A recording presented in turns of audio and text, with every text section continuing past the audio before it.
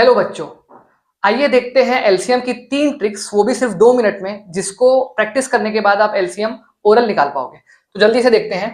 257, तो बेटा 257 तीनों एक प्राइम नंबर्स है, तो तीनों अगर प्राइम नंबर्स है तो तीनों के कोई भी कॉमन फैक्टर्स नहीं होंगे। तो ऐसे नंबर जिनके कोई भी कॉमन फैक्टर नहीं होते उनको सीधा मल्टीप्लाई कर दो और एलसीएम आ जाएगा। 7 5 35, 35 2 70, इसका एलसीएम 70।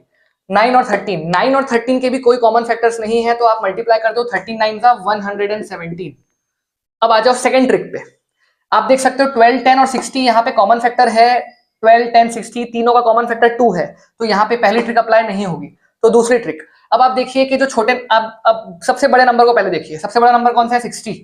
अब आप देखिए 12 के टेबल में 60 आता है, 10 के टेबल में 60 आता है। अगर ऐसा होता है कि दोनों छोटे नंबर्स के टेबल में बड़ा नंबर आता है, तो बड़ा नंबर खुद ही एलसीएम हो गया। तो यहाँ का एलसीएम हो गया 60। फिर से 8 के टेबल में 40 आता है, 5 के टेबल में 40 आता है, तो 40 खुद एलसीएम हो गया।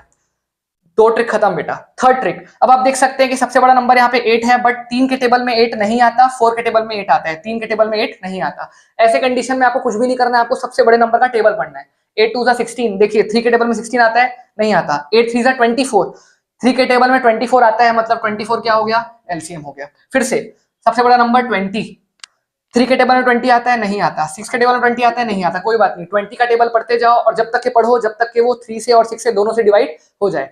21 सा 20, 22 सा 40, 3 से डिवाइड नहीं होता। 23 सा 60, 60 3 से भी डिवाइड होता है, 60 6 से भी डिवाइड होता है, तो 60 एलसीएम। अगर आपको ये ट्रिक्स को और डिटेल में समझना है और प्रैक्टिस करना है विद सॉल्व्ड एग्जांपल्स, तो इसका डिटेल्ड वीडियो मैंने बनाया है, जाके उसको देखिए। लाइक करें, शेयर करें और सब्सक्राइब करें। Thank you.